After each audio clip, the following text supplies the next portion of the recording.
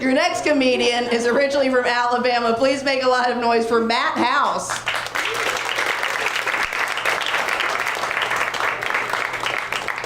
Oh my God. I'm usually the best dressed and fucking Sophia was here. Oh my God. We got any married guys here tonight? No? There's not one single married person here tonight? Yeah. All right, shit, okay. All right, married guy, yeah, I excluded somebody. Well, look, let's give it up for husbands or else my joke's not gonna work. Oh my God. Fuck.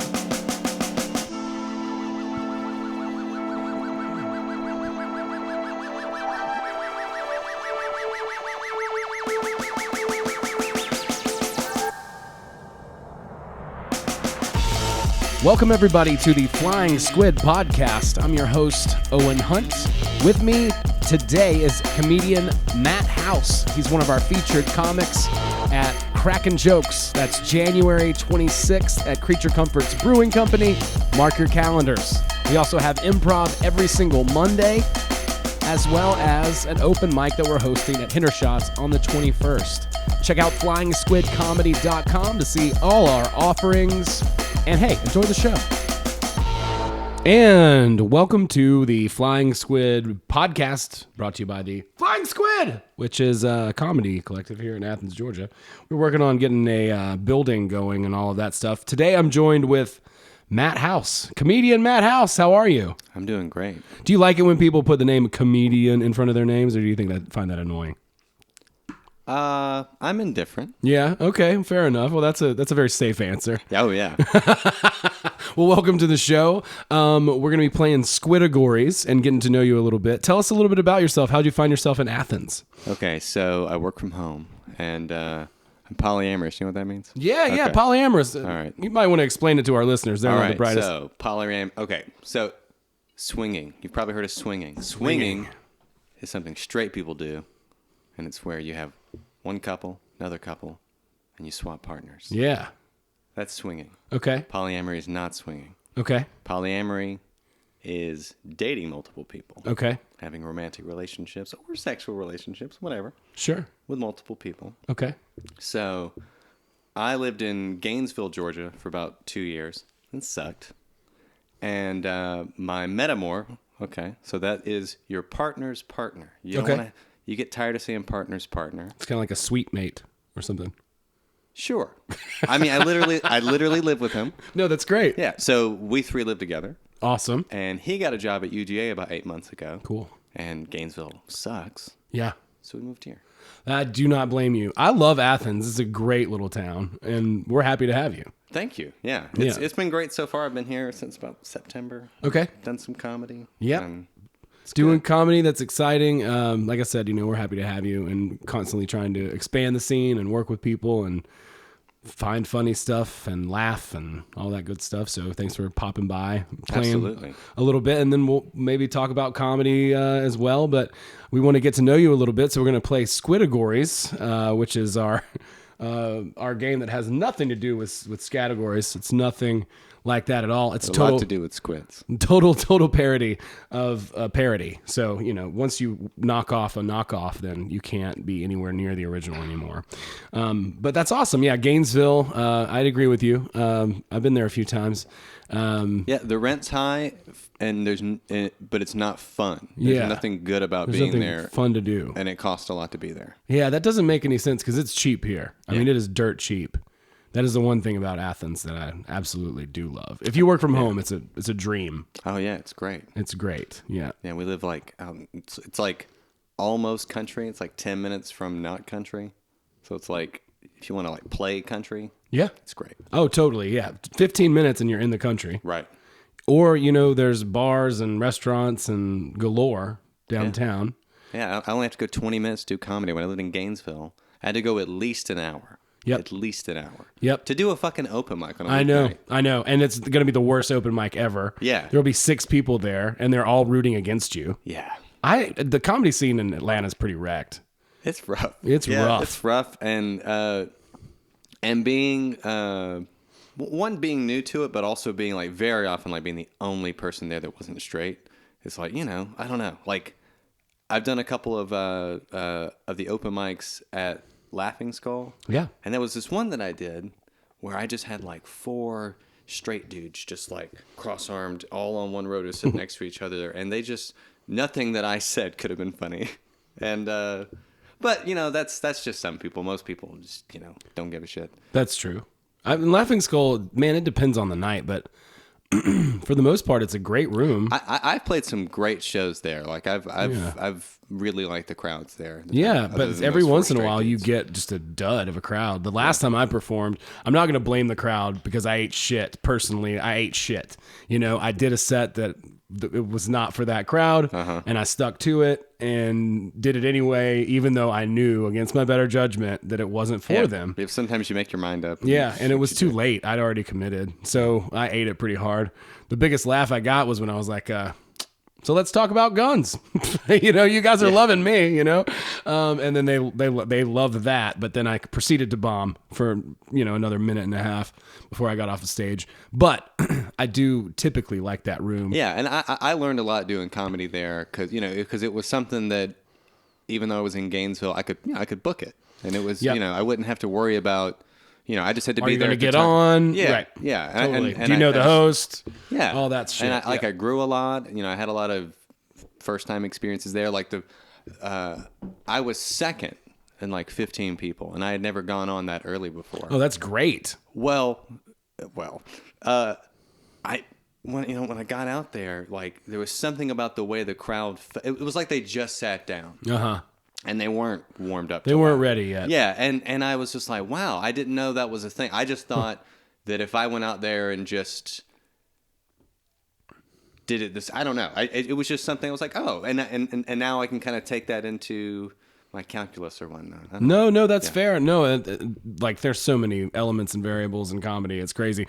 The last time I did Laughing Skull, I was the 25th comic that they saw. So, I mean, that was part of it too. Like, cause I was sitting in the audience and I was just like, every comic just made me madder, you know, not their material or anything, but it's just like, dude, I'm waiting and I'm waiting and I'm waiting. I'm just like anxious. Yeah. And you know, there was like a couple of people who said something. Everybody else kind of had the conventional, I'm a stand-up comedian and here I'm trying to talk about nothing for 5 minutes. Right. So I'm just sitting there in the audience seething, you know, over time, just because I'm irritated and I just want to get on stage. And then by the time I got up, you know, I feel like not only was I clinging to material that I probably shouldn't have been, I was also like just irritable, you know? Yeah. And if that comes off huge on stage. Yeah, people don't want that. No, nobody wants that. Yeah. And they want to be warm too. So I guess, you know, I would prefer to go second, I guess, instead of 25th. But at the same time, they're both pretty tall orders. So you gotta rouse the crowd there if Yeah. you're coming up second, probably. Yeah, and especially if the opener never doesn't. done that before. Yeah, if the opener or the host doesn't warm them up, then that falls on you. You know, and he did fine, but it was just, I don't know. I just had never had that. Yeah. Yeah. It's novel. That's cool. Yeah, that's really neat. Yeah. Well, let's get into this. So Squidagories, again, nothing like Scatagories at all. Completely Which I different never game. played, so it doesn't matter. So it doesn't matter. And we also often change the rules and play to our own liking. So, you know, I don't want anybody coming in here getting all mad and huffing off and puffing off and like, you know, getting upset because, you know, I cheated or the things didn't pan out right. So we'll do a do-over. No, I'm gonna we'll do play to win. mulligans. I'm gonna play to All win. right. All right, cool. So basically what's going to happen is I'm going to give you this die and it has letters on it. And so you'll roll that die and it will come up with a letter. And then I'm going to flip over this hourglass sand thing, this old-timey timekeeper, and you would try to name 10 things that start with that word that you can think of before the time runs out. Is there going to be some kind of criteria that you're going to give me? I'm going to give you the criteria as Okay. soon as you roll the die. Okay. Or dice. I think single dice is dice. I don't know. I'm so confused No, with the no. plurals. Die is one. Die is one. Yeah, like mice. Oh, okay. Okay. Although mouse, I mean, whatever. Okay. But it's the same rule. Okay, got it. So you'll roll the dice. Or the die. I'm sorry. You'll roll the die, Yeah. and then we'll see. Okay, it's W or H or whatever, and then I will pick a thing to list from. Okay. And then you'll go. And in fact, if you want to be in charge of the time piece, when you start, then So I'll roll. You'll yeah. tell me the thing, then I'll flip the thing. yeah, All right. yeah, I can do that. Just so people get a good visual. He's rolling. I'm going to tell him the thing. We're flipping the thing. We're doing this thing. So, all right. I'm going to do this. Here we go. Madhouse, everybody. T. All right, something random. Items you save up to buy, starting with T. Thunderbird. Thermometer.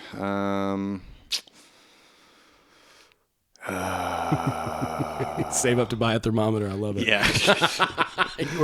You definitely need to be in Athens, Georgia. Shit. A tomahawk. Okay, a tomahawk. Okay. Titty job. Okay. So what's that? 3 or 4? That's 4 so far. And I need 10? Okay. Yeah, we're going for 10. Tits of my own.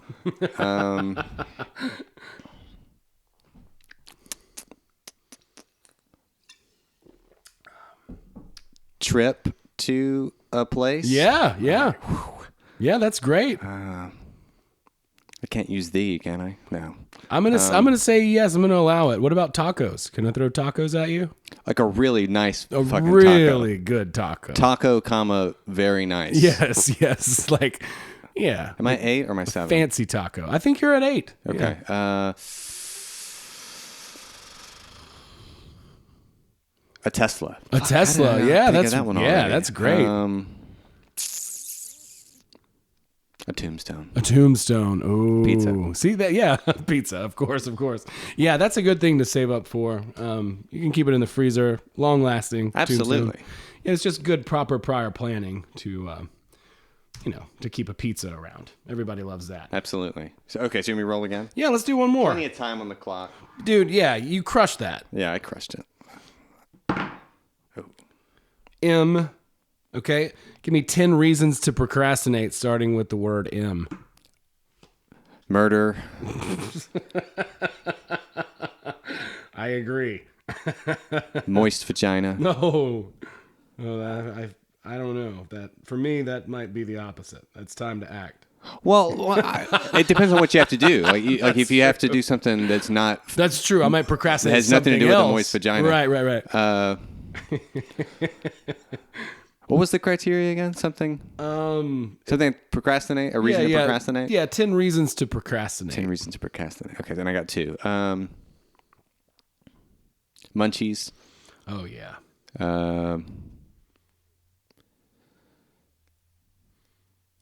Molly. I'm on Molly. 10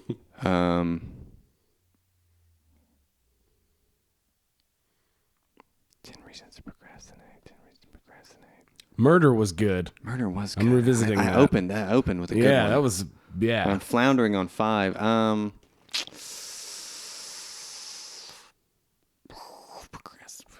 tell you what, if you can give me 5 things that you eat with a spoon, then we'll call it even. This starts with M? This starts with M. 5 things you eat with a spoon. Fuck. And it doesn't have to be Mouse soup. Yeah, mouse soup. Soup made of mice. Yeah, very common in some parts. And yeah. Moose soup. Moose soup, also delicious. I've had it in Montana. Muffin soup. Yep, muffin soup, of course. A man of many soups. Munchkin soup. Munchkin soup, yep. And one more. Muppet soup. Muppet soup. Yeah, that's good stuff.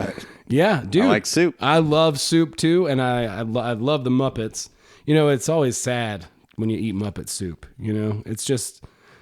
Oh, the Big Bird guy. He died, right? Really? I mean, that's not Muppets, but it's Muppet adjacent. It's the same creator, right? Yeah, Jim Henson. Definitely Muppet adjacent. I'm sorry to hear that. That's Yeah. it's kinda Sorry to sad. bring the podcast down.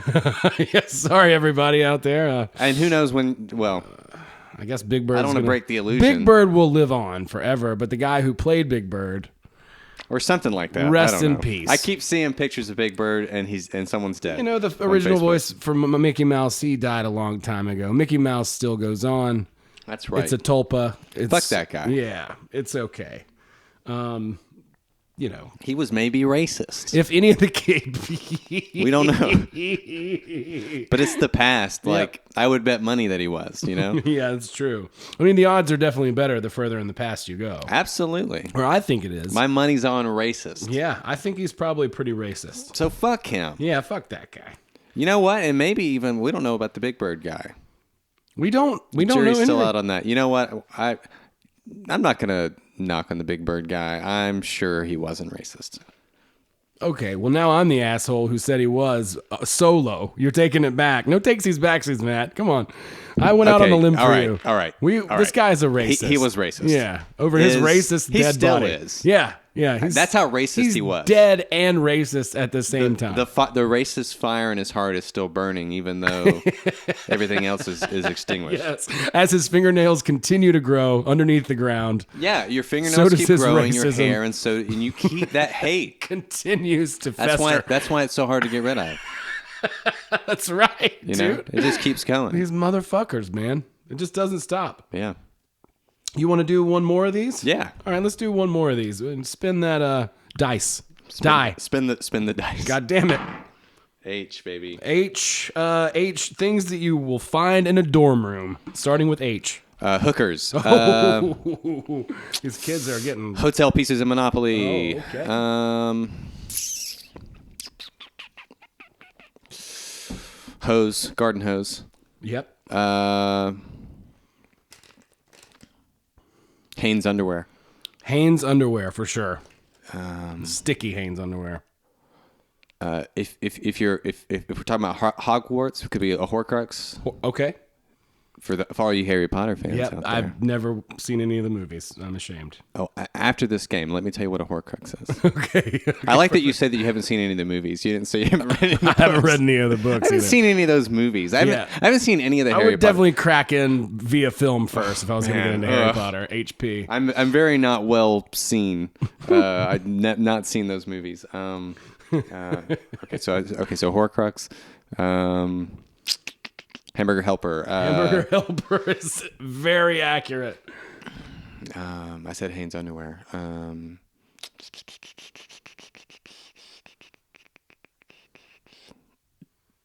A horticulture book, if it's Yeah. you know, A horticulture book. Maybe that's their major. Maybe so. Hamlet, copy of Hamlet. Copy of Hamlet. Oh, classic. Yep, you got two more. Harold Pinter play. Harold Pinter play. And hot dog. Hot dogs. Very good. Very good. Look at all the time you had left. That's Look at that, really man. impressive. And you were just crushing it. I- Destroying the squiddergories. Sometimes when I do stand up, I just open with just like a list of like 10 things. And Yeah. I just try to think. I'll just do it. I bring this dice Yeah. and I do all that. That's really And it cool. kills. Dude, I bet it does. Like Johnny Carson's top 10, that was one of the first sort of things that was one setup and several punchlines. You know? Like people don't want jokes; they want lists. They really like lists. Yeah. It makes them feel, a little bit more at home. Yeah. It makes them feel like, they're getting something done. And when I turn on a comedy show, when I go, everybody's doing jokes. Yeah. Everybody. Nobody's doing lists. It's so tired, man. Yeah. I mean, like I'm sick of jokes. Yeah. I'm over it. Tell me a story. You know how like okay, so we laugh, right? People Yeah. laugh. Yeah. And that's just a thing. Okay, so there's finding stuff funny, which is like a in your brain. But then there's you externally you laugh. It's a sign that you thought it was funny. Right. So you could imagine a world where people didn't laugh, but they still thought things were funny, right? Yeah. Do you think stand-up comedy would be a thing? Oh my God, no. It would be so awkward. Because it would just be you It would standing just up be on like stage. you would say something and then the audience would go, "That's funny." yeah, all in unison. That's funny. That's funny. There's There's nothing more insulting than somebody saying that that's guy funny. was really funny. Yeah, that that joke was funny. really funny. Oh, that's funny. Oh, that's funny. It's like a robot sort of reaction. But you know what's interesting about laughter too is like it's such a social cue. Mm-hmm. Like, for instance, at a live show versus sitting at home and watching something on TV. If you're at a live show and the whole audience laughs, then you feel that social pressure to also laugh, so that you can demonstrate to the other people in the herd that you understand the joke, you know what's going on, you're part of the group. Right. Whereas like if you're at home yeah, you may not find it as funny. You don't have that Feels social different, pressure to validate like everyone else in the room to be part of that group or whatever, which is kind of interesting. Check this out. So I mentioned Harold Pinter plays. You know Harold Pinter? I don't. So he's a British playwright. He's an English Jew. He's dead now, but he wrote these weird fucking plays. They were real. Can I swear on your podcast? Of course. Oh, well, I've already said a lot of things. Yeah, of course you can. This is a comedy show. Okay. When we're talking about racists, you can definitely curse. Yeah. Fucking racist. Fuck the Mickey Mouse guy and the Big Bird guy. Definitely the Mickey Mouse guy, for sure. For sure. We're not so sure about the Big Bird guy. Yeah, we're gonna go with probably. We're gonna go with probably. You know what? Not knowing anything, we're gonna go with probably. Yeah, we're just gonna sprinkle some racism on him and get the fuck out of here. Let's do it. Okay, so like Harold Pinter is somebody, like if you were a theater student, you would have been taught some Harold Pinter because it's just like, yeah, he's not American, but like he's important. So you'll learn about him, and you'll learn about him in like a stuffy, intellectual bullshit. So I found one of his plays. I was kind of interested in him. I found one of his plays on YouTube, and it was a recorded production by BBC from the 80s. Okay. And the first time I watched it, I feel like there's something about it I didn't get. And then when I watched it the second time, it occurred to me that it's funny. But if you think about it, it's a play. Right. So it's meant to be, you're in a room full of people, and they're up on stage, and when something funny happens, everybody laughs. Right. But I didn't know it was supposed to be funny. Right. I knew it was old dusty old play from the 50s. This is an important thing or whatever. Right. I didn't know it was going to be funny. Right. And when I watched it the second time, I was like, this is so funny. Huh. It's so funny. And it's weird. It's like I needed to know it was supposed to be funny. Interesting. Which is just strange. So just because the intention wasn't known by you when you first watched it. Yeah, because you don't add a laugh track to a recorded play. Of course not. You don't. Yeah. Even if it's a comedy. Right. You're not going to do that. Right. But like if you're watching a sitcom, they Right, laugh. right, exactly. Or if you were there at a play, Right. you would laugh. You 'Cause would. It would seem, because you'd be like, hey, other people are laughing. Right, exactly. I know this is supposed to be funny. Yeah. That's so funny. Yeah, it's funny to watch a funny movie not knowing it's funny, not laugh at it, and then watch it again the second time, not laughing, saying it's funny. But that never happens though. Like, because you're always, when you're walking into a movie, you at least know if it's a comedy or not. You know what I mean? Like, Yeah. you know at least that much. Absolutely. You see Generally Leslie speaking. Nielsen on the poster, you know it's a comedy. Yeah, you'll just know.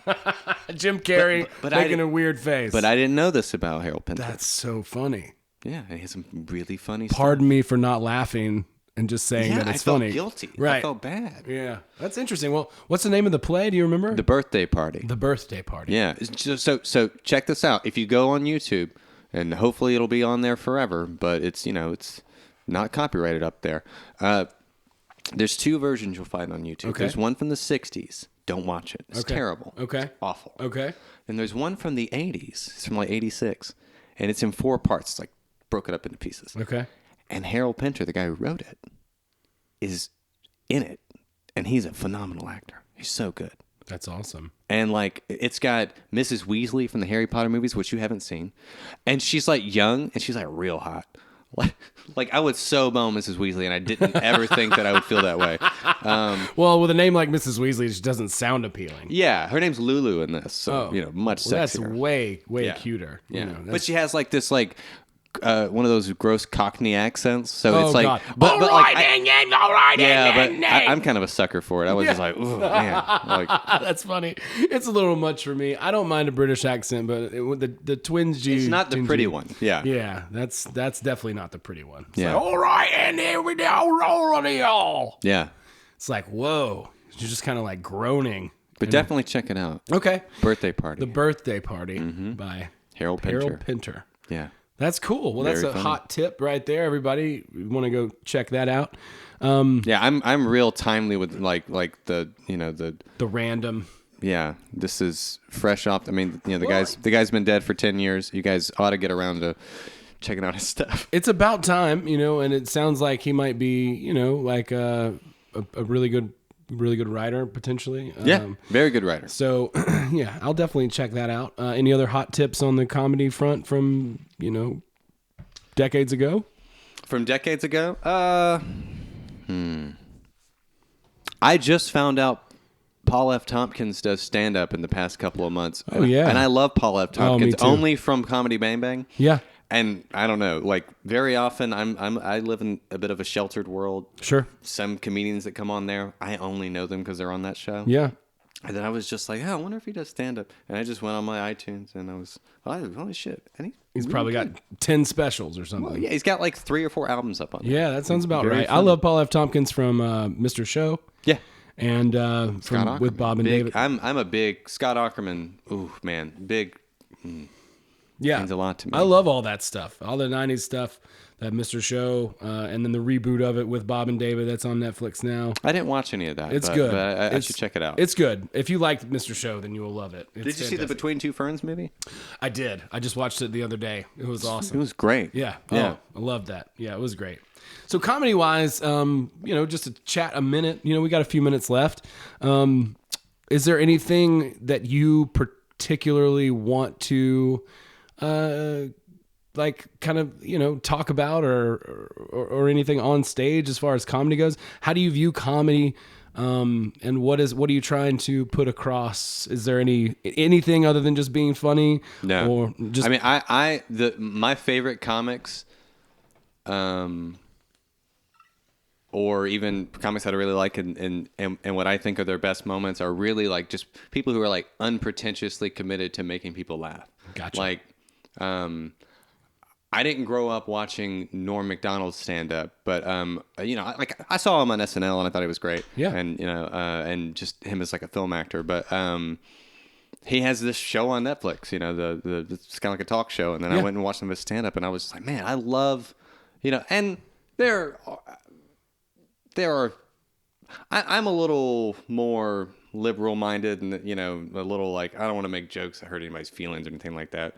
So there's definitely some things about some of these comedians that I wouldn't like. Right. But there's something about just whether the joke is really smart or really stupid, the point is to just get the person to laugh. it's supposed to be funny. Yeah, it's just supposed to be funny and fun. And that's what I'm all about.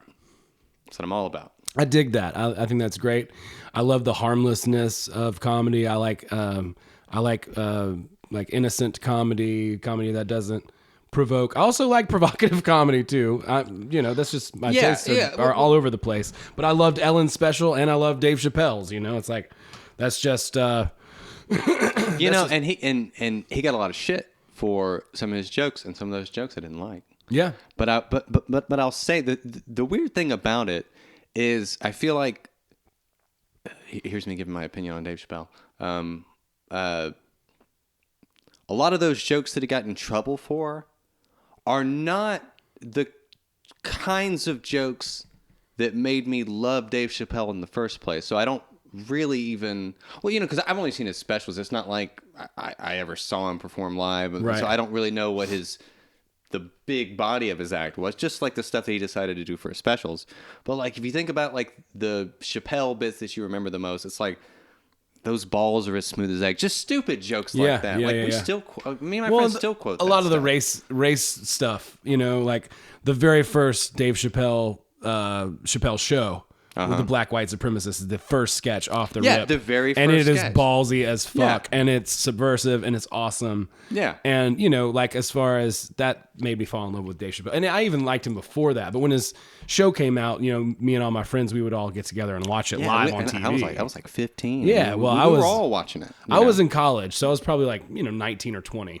Yeah, I didn't know anybody that wasn't watching Chappelle. Everyone show when it was on watching TV. it. Everybody was watching. Yeah, everyone was quoting it, Yeah. But yeah, and I agree, a lot of the jokes I thought were like, whoa, that's not even a joke. It's just like, oh, that's fucking mean. But yeah, and it was a little bit mean, and that's part of comedy too. That's something that I've noticed because I've been ripped apart by other comics. It happens. You know what though? I think some of that is insecurity, a little bit. or it's something that I'm not straight. You guys can't see me right now, but I look if you ever see me on stage, I make a point to let you know. Yeah. Because it's important to me, and I noticed that like that seems to be a straight person thing to me. Like getting roasted. Like I was at a mic and this guy came in, and the comic was, and he had like one of those, those goofy ass like Hot Topic kind of shit, yeah, that kind of thing. Yeah. Guy comes in and the comic immediately singles him out, makes jokes, and it was funny. But like I would never do that, Right? Because like as a queer person, you don't want somebody to like fucking Point you out at all. Yeah, and, I hate being pointed out at comedy shows too. yeah. I mean, and like there's a certain amount of it, like your front row, like they. If like, you're crowd front row, work. you're asking for it. Yeah, and like, but like crowd work is one thing, and like kind of teasing a little bit, but like you look fucking weird. I'm not gonna do that. Right. Yeah, I'm not gonna do that. Yeah, I know what you mean. Yeah, I think that's a very like I don't know, I'd say sort of immature, very young testosterone filled sort of thing. Like Yeah, and a little old fashioned, just in my opinion. Like I just feel like I don't know, times change. it's a little Don Rickles, who's funny. I don't know Don Rickles. He's a funny guy, but he's like the roast master before Jeff Ross was. You know who I love? Rodney fucking Dangerfield. Oh, me too. He doesn't talk shit about anybody else, only on himself. Yeah, and like the motherfucker, like it's just like the jokes just come and come and come and come, and just how loads. Yeah, he's amazing. Yeah, Amazing. yeah. Just I don't know. I just love that. Just That's great. I think it's cool that you have your, I guess principles or values. I think that's important for anybody who's in comedy. Like what is it that any you're trying art. to Any art? It is an art. Any art. Yeah, it is. And so we're creating something out of nothing as comedians. Yeah. So there's got to be some sort of grounding, philosophy or value or whatever to your art that you're making. So I love asking that question. Thanks for answering it so candidly, and thanks for being on the show. I wish you the best with comedy here around Athens. Gonna see you. You're gonna see Matt up all over the place, all over Athens. You're gonna see him on some Flying Squid shows, cracking jokes. Come out and support local comedy, and just stay tuned, everybody. And I'm running out of steam here. You can follow me on Facebook. I have an Instagram, but I don't fucking use it. So you'll literally, I'll get a notification that you follow me, and then that'll be the end of it.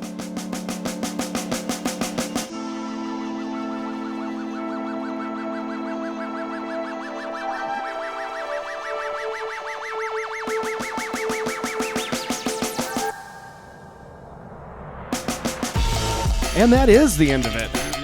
Thanks for listening, everybody. Hope you enjoyed the show. Thanks a lot to Matt House. Check him out online and follow us as well.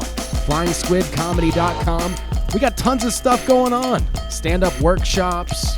We got cracking jokes. That's on the 26th. Be sure to be there for that. And then we got improv every single Monday. Every single week. Come see some comedy, folks. Come on out. Thanks for checking out the show. Okay. Peace.